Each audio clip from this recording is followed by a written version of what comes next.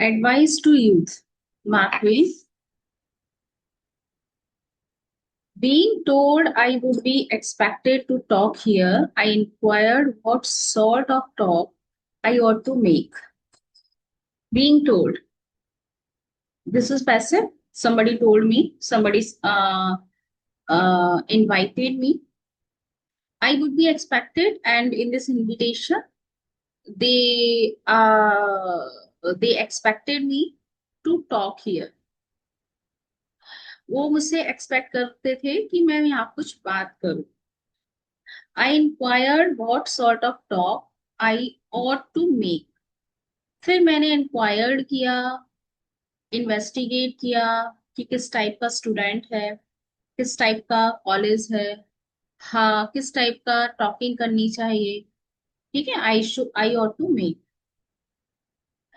They said it should be something suitable to youth, something didactic, instructive और something in the nature of good advice. उन्होंने मुझे बताया कि कुछ ऐसा बोलिएगा जो यूथ के लिए सुटेबल हो.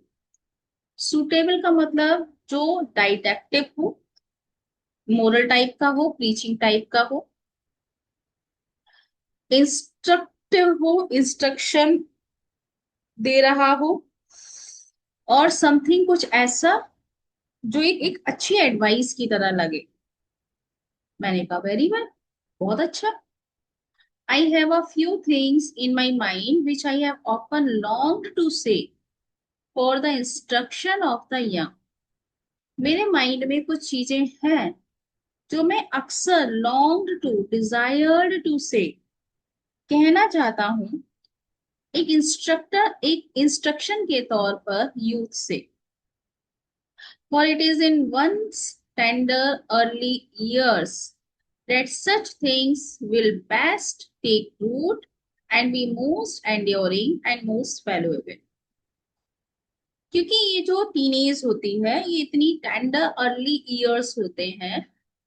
ऐसी चीजें विल बेस्ट टेक रूट, ऐसी चीजें आ, को रूट मिल जानी चाहिए, बेस्ट वे में रूट मिल जानी चाहिए जो मैं बताने वाला हूँ. And be most enduring and most valuable. और जो मैं बताने वाला हूँ इंस्ट्रक्शन, वो बहुत ही एंड्योरिंग है और बहुत ही वैल्यूएबल है. फर्स्ट लाइन सबसे पहले मैंने चलाया. आई विल से, मैं कहना चाहूंगा to you my young friends. And I say, मैं कहना चाहूंगा, आई बिसीचिंगली, अर्जिंगली. बिसीचिंगली का मतलब है in a requesting way. Urgingly I want to say something, मतलब this is my request, this is my urge. इसका वे ऑफ टॉकिंग देखिए. He is requesting the teenage, the requesting the college students, listen, please listen to me. Please listen to me मतलब not a order. ठीक है. पहली बात, always ओबे your parents. हमेशा अपने पेरेंट्स की बात मानिए. फिर एक इन्होंने ह्यूमरस वे में ऐड कर दिया, कब मानिए, व्हेन दे आर प्रेजेंट, जब वो आपके साथ प्रेजेंट हो. बेटा गेट बंद कर दो, ये वाला. जब वो आपके साथ प्रेजेंट हो. This is the best policy in the long run, because if you don't they will make you. तो जब आपके पेरेंट्स आपके साथ प्रेजेंट हो तब आप उनकी बात जरूर मानिए.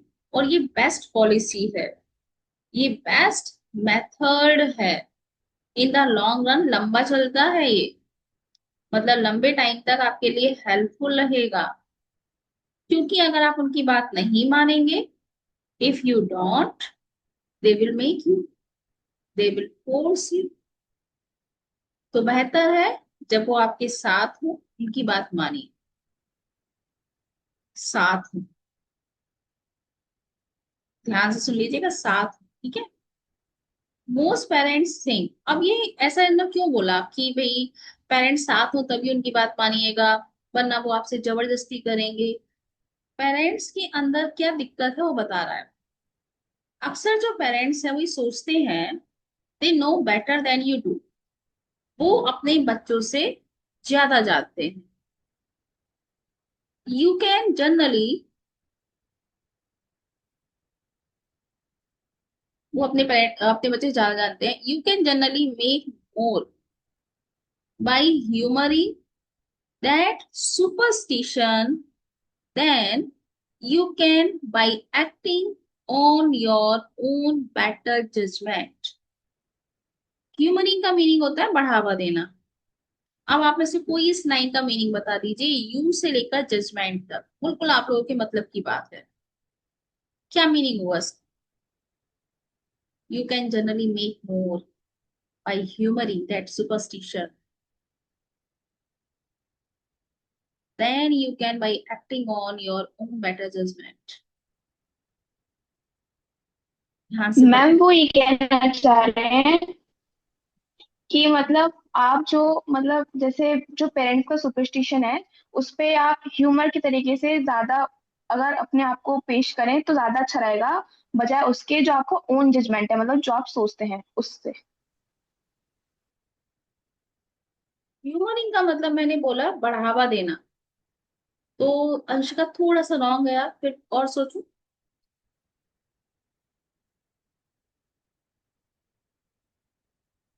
मैम मतलब हम वो ये कहना चाह रहे हैं कि पेरेंट्स अगर ऐसा सोचते हैं तो उनको बढ़ावा दीजिए कि हाँ आप ठीक है हर चीज में। then you can by acting on your own better judgment। हाँ लेकिन आप सोचते हैं कि हम ठीक हैं तो उससे बेटर यही है कि आप पेरेंट्स की चलने दें कि वो ही ठीक है। ओके, करेक्ट है। This is correct. This is correct and very sarcastic. This line is very sarcastic, very taunting, but this is correct. He saying, mark Twain is saying कि पेरेंट्स की गलतफहमी को गलतफहमी ही रहने दीजिए। यू कैन जनरली मेक मोर, आप generally क्या कर सकते हैं? मेक मोर बेटर वे में कर सकते हैं। ह्यूमरिंग दैट सुपरस्टिशन, उनका जो सुपरस्टिशन है, they know better than you, उनके सुपरस्टिशन को कामयाब कायम रखिए। Then you can by acting on your own better judgement, बजाय इसके कि आप उनको कहें कि मैं बेटर जजमेंट ले रहा हूँ, ये मेरा मैं जो कह रहा हूँ वो बेटर है, इसमें फाइट में ना पड़कर पेरेंट्स की सुपरस्टिशन को ही बढ़ावा दे दीजिए, ह्यूमर कर दीजिए, बस। पीछे आप कुछ कीजिए, सामने उनके साथ जो वो कह रहे हैं वो बात मान लीजिए, उनके सुपरस्टिशन को और ज्यादा आग दे दीजिए, बस। तो this is sarcastic remark, this is very very bad for parents और in favour of teenagers. Be respectful to your superiors, आपसे जो बड़े हैं, 1 साल बड़ा है, 2 साल बड़ा है, एज में बड़ा नहीं है, आपसे पहले उसने कुछ कोर्स वगैरह कर लिया है, तो वो सुपीरियर हो गया आपसे, ठीक है? तो रेस्पेक्टफुल, ये सारे पेरेंट्स सिखाते हैं, अपने सुपीरियर का रेस्पेक्ट करो, ठीक है? इफ यू हैव एनी, अगर आपका कोई सुपीरियर है तो, अगर आप किसी को अपना सुपीरियर मानते हैं तो, ठीक है, जोड़ दिया इन्होंने एक point. Also to strangers, parents कहते हैं स्ट्रेंजर्स के प्रति भी रेस्पेक्टफुल रहो। एंड समटाइम्स टू अदर्स, वही कहते हैं कभी कभी दूसरों के प्रति भी रेस्पेक्टफुल रहो।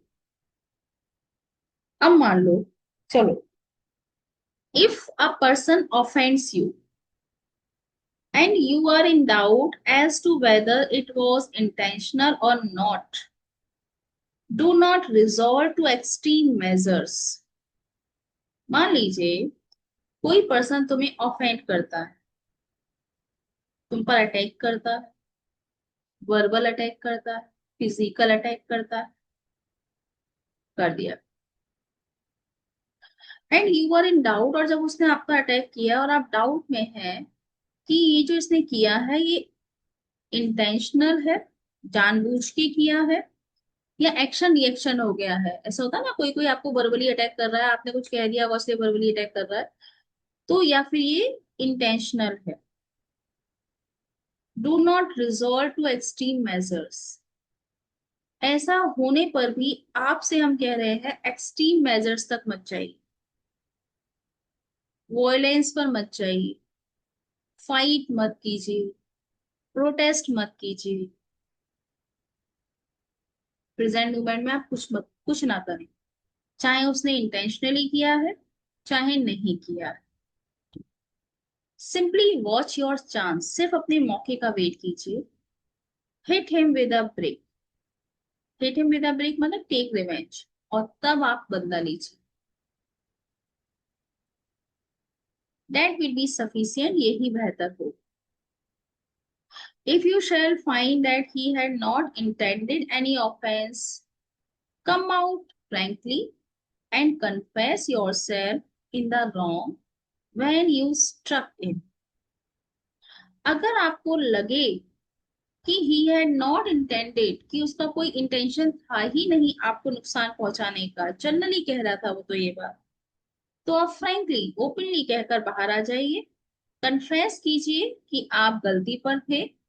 जब आप फंसता हुआ महसूस करें, फंसता हुआ महसूस करने का मीनिंग ये है कि वो आप पर अटैक करने वाला है या आप उस पर अटैक करने वाले हैं, इस टाइप की सिचुएशन आए, तो आप मान लीजिए यू आर रॉन्ग एंड मतलब यू मिसअंडरस्टूड। आप ऐसे मान लीजिए कि मैंने आपको गलत समझ दिया, ऐसे ऐसे। अब acknowledge it like a man and say you did not mean to, और इस चीज को एक्सेप्ट कीजिए like a man. Like a man मतलब you have a existence of man और वीमन और गर्ल और बॉय, तो उस पर्सनैलिटी का रेस्पेक्ट करते हुए एक्सेप्ट कीजिए कि या I am in the wrong and से, और कहिए यू डिडंट मीन टू, कि आपका ऐसा कोई इरादा मतलब नहीं था। यस, मार्क ट्वेन कह रहे हैं, हाँ मैं यही कहना चाह रहा हूँ। ऑलवेज अवॉइड वॉयलेंस, हमेशा वॉयलेंस को अवॉइड कीजिए। इन्होंने एक बात कही ना, जब कोई आप पर ऑफेंस करे, अटैक करे, इंटेंशनली या नॉट, तो आप उस टाइम जवाब मत दीजिए, क्योंकि अगर आप उस टाइम जवाब देंगे तो बहुत ही ज्यादा वॉयलेंट जवाब होगा। क्योंकि सामने वाला जिस बेग से आप पर अटैक करता है, आप उसकी डबल बेग से अटैक करते हैं उसको। तो इसलिए वो कह रहे हैं उस टाइम थम जाइए, फिर बाद में कहीं मौका मिले तो कर दीजिए। तो उतनी डेंसिटी नहीं होती है उस चीज की। वॉयलेंस को अवॉइड करने का ही तरीका बता रहे हैं ये। हमेशा आपको वॉयलेंस को अवॉइड करना है, क्योंकि बाद में हो सकता है आप रिवेंज ले भी, है ना।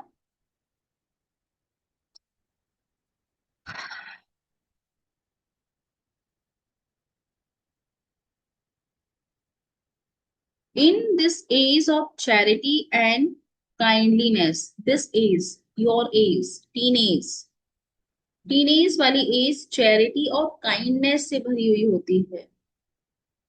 इतना ताकत होती है, you can be charitable, you can be helpful to anybody very easily, you can be kind to anybody without money. इतना एनर्जी होती है इस एज। सो वॉयलेंस भी क्यों वेस्ट करना। The time has gone by for such things, ऐसी चीजों के लिए टाइम जो है वो फिर चला जाएगा।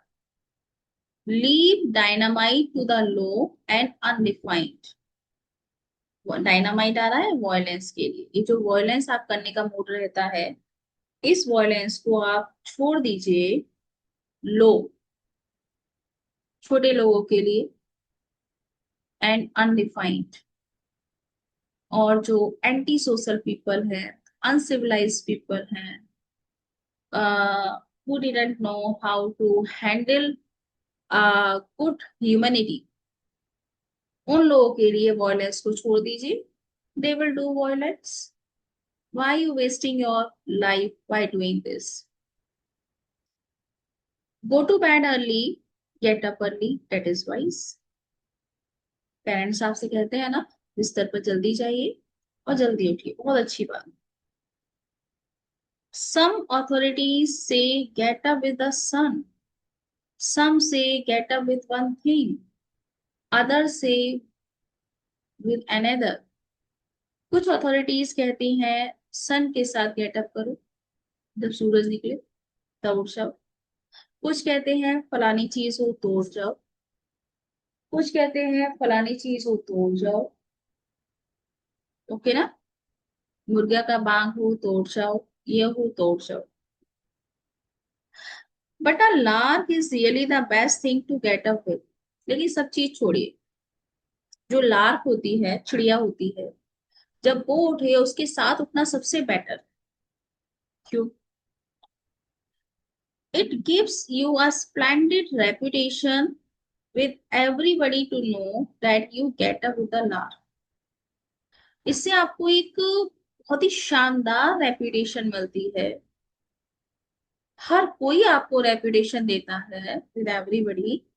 जो भी ये जानता है, अच्छा आप लार्क के साथ उठते हैं, जब लार्क उठती है तभी आप उठ जाते हैं, तो आपको एक बहुत अच्छी रेपुटेशन मिलेगी। बस आपको एक काम करना है, if you get the right kind of lark, बस आप एक सही तरह की लार्क ढूंढ लीजिए and work at him right, और उसके साथ काम कीजिए, उसे समझाइए।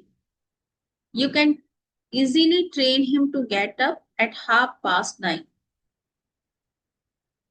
लार्क स्काई लार्क है, अच्छा हिंदी में don't know, don't know Hindi, देख लेती हूँ, वैसे मुझे नहीं पता। तो लार्क को आप समझा दीजिए कि लार्क तुमको 9:30 पर उठना है। और फिर आप ये कह सकते हैं ना कि मैं लार्क के साथ उठता हूँ। It is no trick at all, ये कोई ट्रिक थोड़ी नहीं है। जब आप लार्क जैसे चिड़िया का टाइम टेबल चेंज कर सकते हैं, तो हम तो इंसान हैं, हम भी उसी के साथ चेंज हो गए।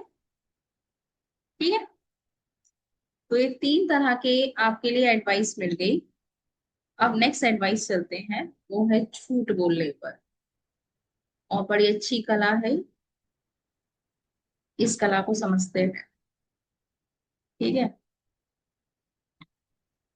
Now as to the matter of lying, अब आते हैं झूठ बोलने के matter.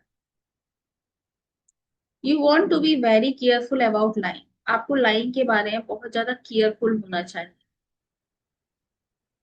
Otherwise you are nearly sure to get caught, वरना आप लगभग लगभग लगभग पकड़े ही जाएंगे। वंस caught, अगर एक बार पकड़े गए, you can never again be in the eyes to the good, तो आप कभी भी लोगों की आंखों में अच्छे साबित नहीं हो सकते, प्योर साबित नहीं हो सकते, जैसे आप पहले थे।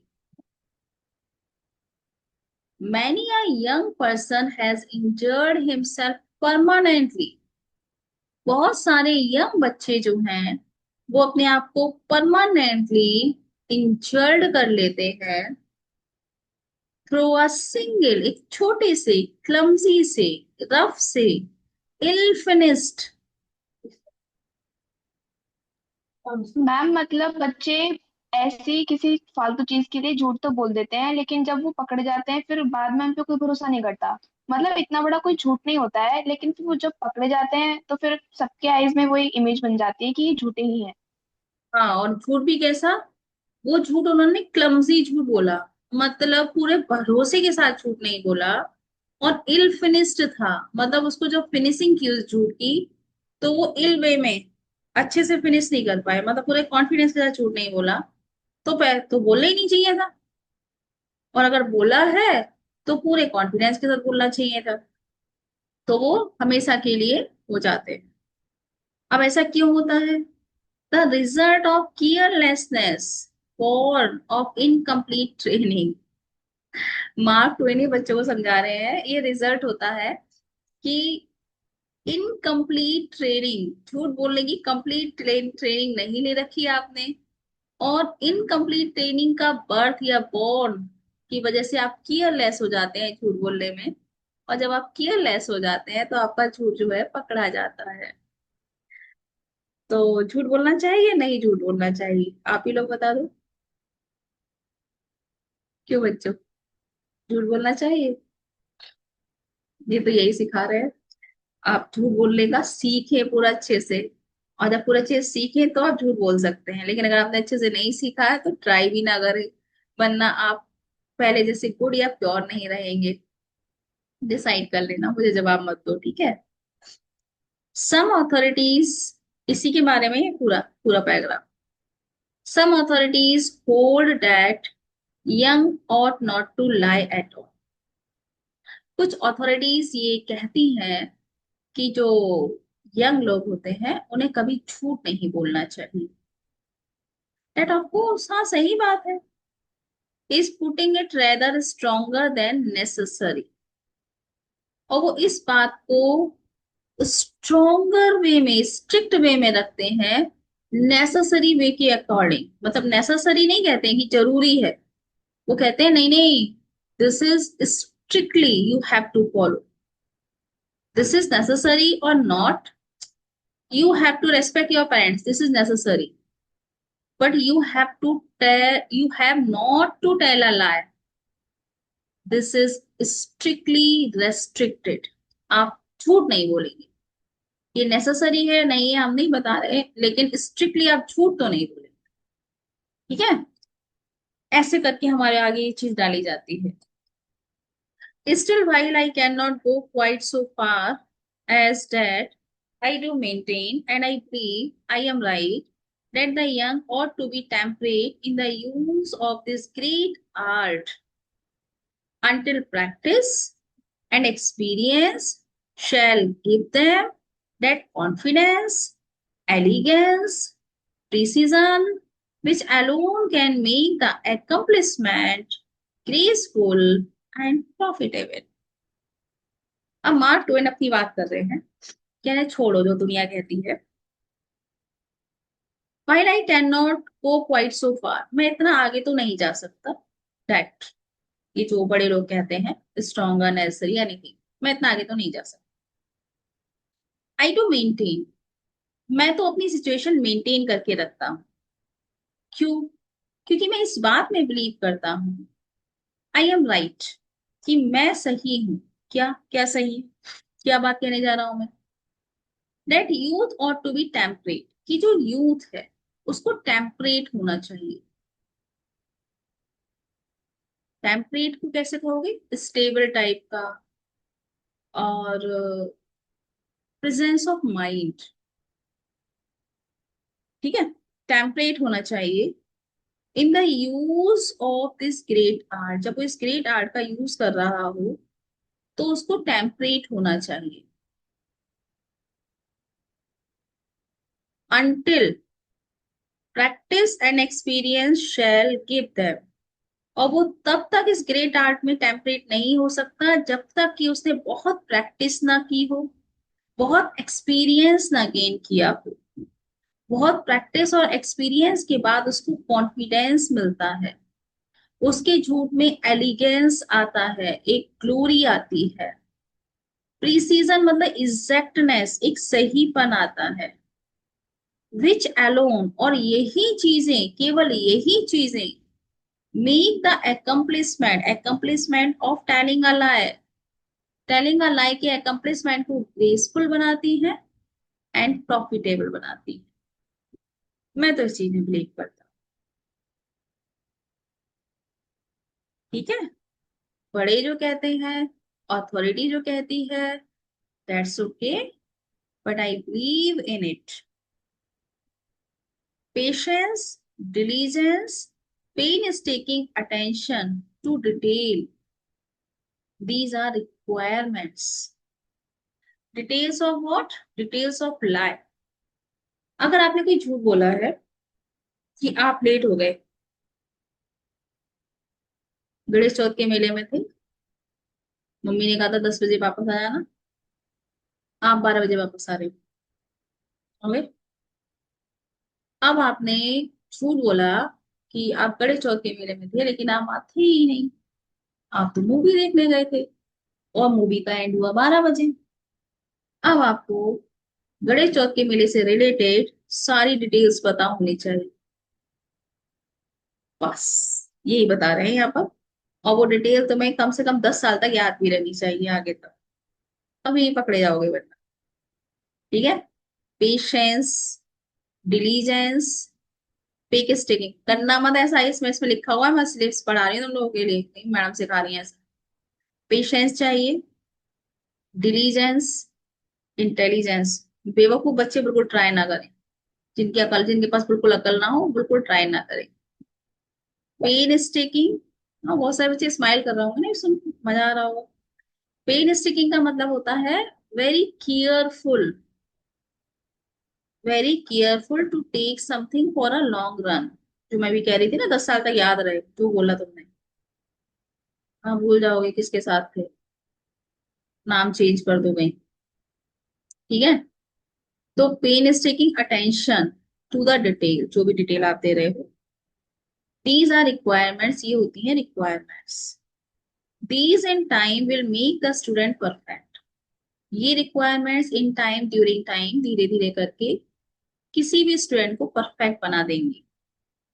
अपॉन दीज ओनली, सिर्फ इन्हीं चीजों के ऊपर में ही रिलाय, वो व्यक्ति भरोसा कर सकता है, as the sure foundation for future eminence.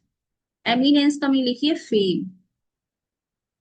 Fame, यही श्योर फाउंडेशन होता है फ्यूचर फेम के लिए। बिना नाम लिए कोई बता सकता है, कोई है आपके साथ जो बहुत झूठ बोलता हो, और उसका झूठ स्कूल के लोग पकड़ ना पाते हो। और आप लोग दोस्तों में तो पता रहता है ना, आप लोगों में तो पता होगा, है कोई ऐसा जो बहुत झूठ बोलता हो लेकिन कभी टीचर पकड़ ना पाया हो उसका झूठ? है नहीं? बहुत ही ऐसे बोलता हो, बोलती हो कि टीचर ही पकड़ ही ना पाए। मेरे तो पकड़ में झूठ बहुत कम आता है, मैं नहीं पकड़ पाती हूँ। है कोई? है?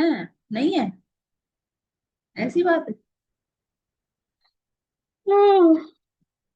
बताओ फिर। Think what tedious years of study, thought, practice, experience went to the equipment of that peerless old master. ऐसा करो, वहां तक एमिनेंस तक मार्क लगाओ। देन मैं रिकॉर्डिंग थोड़ा सा।